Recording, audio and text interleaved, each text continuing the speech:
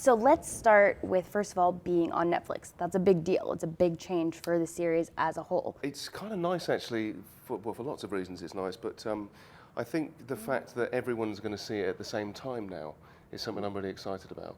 Because when the show was on Fox, it started on Fox, and then it slowly travelled around the world on various things, and people weren't always up to date with where we were at on Fox.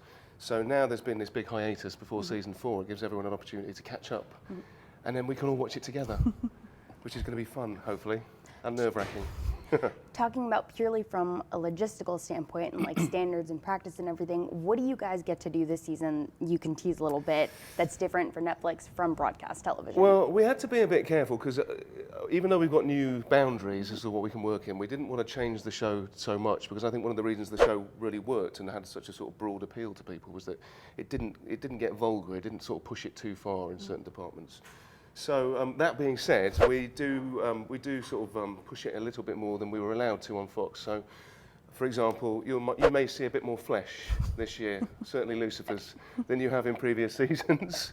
You may hear the odd word that you wouldn't have heard before. But the nice thing is, without going too far, in certain moments where it felt like you wanted to say something, you actually were allowed to say it these days. So that was nice. But I think, the show ultimately is pretty similar show to what we had on Fox. I mean, that's what Netflix wanted, and it seems to be what everyone fell in love with in the first place. What can you tease with where everyone else is going to be when we pick up in the season?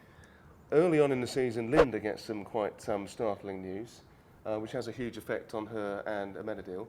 And it also kind of puts into context where Maze, where is Maze these days? What means stuff to Maze?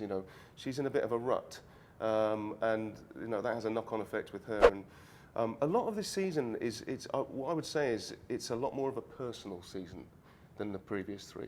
We get really kind of we get into a lot of our characters' most vulnerable moments that we've had so far. So watching it, I just was really proud of all my castmates because they're all so brilliant in it. And people got me choked up a few times this season.